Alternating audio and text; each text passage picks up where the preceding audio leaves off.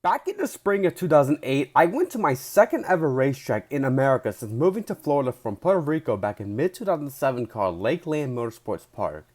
I remember going to a racing event with my family in mid April 2008 for that weekend. While seeing the drag strip full of cars and people, behind the drag strip, I saw some big LED lights and grandstands. It was another racetrack. 7-year-old me was amazed to be in an area with two racetracks. Well, three if you do count the Lakeland mud hole. 7 years later, on April 17, 2015, I came back to Lakeland Motorsports Park, which was renamed to Lakeland Drag Strip. When I reached to the stands for the Saturday night race, I noticed that those exact same grandstands and lights from the other side were gone. What happened to the USA International Speedway? What is the story of the USA International Speedway? In this episode, I'm going to tell you a story about a former oval from Lakeland. With that being said, let's begin. The USA International Speedway was opened in 1995, located in Lakeland, Florida, on Florida State Road 33 just to north of exit 38 on Interstate 4. This is the site of the Lakeland International Raceway in another name, which was Florida International Raceway, which operated a 1/4 mile paved oval from 1971 through 1977 and from 1987 to February 1995, and operated a 5/8 mile paved oval from April 16, 1971 through 1977, alongside with the drag strip and the road course. In 1987, a group led by Don Nerone purchased the speedway and resumed racing on a 1/4 mile track up until 1994. In 1994, the venue closed and was leveled to make way for the new 3/4 mile concrete paved oval, which would be USA International Speedway. It was founded by Robert Brooks, founder of the Hooters of America restaurant and the USAR Hooters Pro Cup Series, which is Cars Tours today. USA International Speedway was a 3/4 mile, 14-degree banked, concrete oval racetrack that hosted various racing series.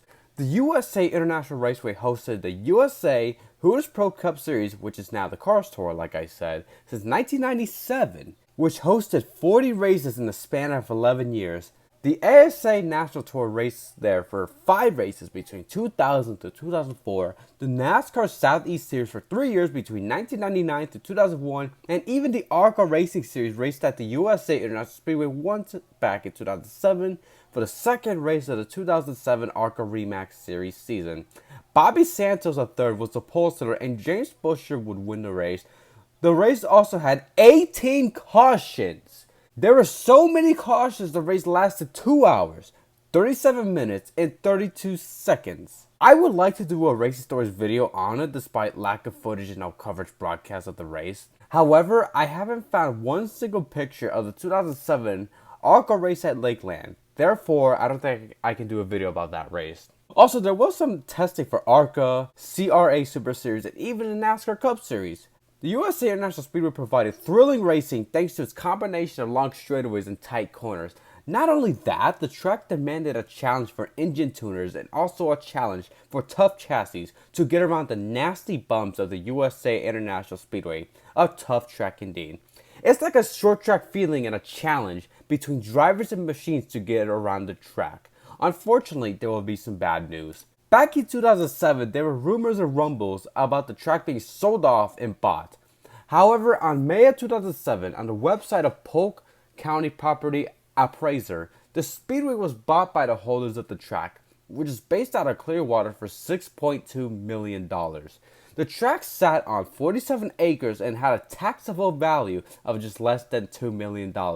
Then, on July 30th, 2008, the rumors from 2007 became a reality after the death of Robert Brooks. USA International Speedway track president Billy Martino confirmed to the Ledger that the Lakeland Oval racetrack has been sold. Martino said that the fast car of Sunbelt's Super Late Model Series Caddy on the Beach 125 would be the last ever race in the Lakeland Oval facility. Martino, who was emotional, said that the track has been sold, but the specifics regarding the sale, including the purchasing party and amount, would not be disclosed until the official statement is made on the following Monday. The news stunned a lot of race fans in the racing community. Even Joe Nemechek, who was a Lakeland native, was nearly left speechless. Nemechek recalled fond memories of his home track being reopened after the renovations in 1995 and raced the first time there and raced at the track a lot of times and won a lot of races alongside with his brother, John Nemechek.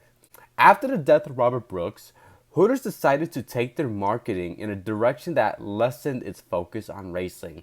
Therefore, the Speedway lost its primary sponsor and a number of the USAR Pro Cup Series races at USA were cut. Billy Martinez said that it kind of happened fast and it wasn't planned, and the current owners had a chance to get out with no potential sponsors. It was probably a good decision. Unfortunately, the economic reality forced USA International Speedway's owners to sell. They couldn't put in enough fans to support it. They couldn't replace the Hooters races and not going to lower the standards in effort to salvage. For the final race weekend of the USA International Speedway, there will be no extra festivities. They plan to go out silently. Billy Martinez was with the facility for 25 years and did his hardest to keep the track alive. Unfortunately, it was the end of an era and the checkered flag would wave at the USA International Speedway one last time. There were still 3 races left on the schedule for the track after the last weekend. A fast car race in September and a USAR Pro Cup Series race in October. However, Martinez said that both will be rescheduled and moved to other sites. An auction was held on August 9, 2008. Fans were invited to bid on a piece of the Pole City racing history. Everything was for sale. The only possible exception to that might be the concrete slab that is dedicated to the Nemechek family, if the Nemechek family wants it. Joe Nemechek said that it is pretty cool that they thought about that and added about not being sure how moving something like that would be possible. And just like that, the USA International Speedway was gone. The truck was demolished and it was turned into a warehouse. The area is now called Drag Strip Logistics Centers, which is the equidistance to the major consumer markets of Tampa and Orlando. Unfortunately, on November 9, 2017, Lakeland Drag Strip suffered the same fate. It was announced that the Lakeland Drag Strip will be closed for good and it will be turned into a parking lot for warehouses. And just like that, Lakeland's tracks were gone. However, the legacy of the USA International Speedway lives on to this day. You can still race on the USA International Speedway on iRacing for both normal surface and even a dirt track. Of course, I'm so saddened that the drag strip and oval were gone, but the memories I have at the drag strip as a kid and teenager will last forever. If I missed any information or got anything wrong in this story, please feel free to tell me in the comments below. For anybody that has went to the oval, raced on the oval, tell me how's it like. Feel free to tell me stories and other awesome memories in the comments below. So that's going to do it for another episode of Racing Stories. I want to say thank you guys so much for watching this episode of Racing Stories. This is the Impress 2000 signing off. Goodbye, everybody.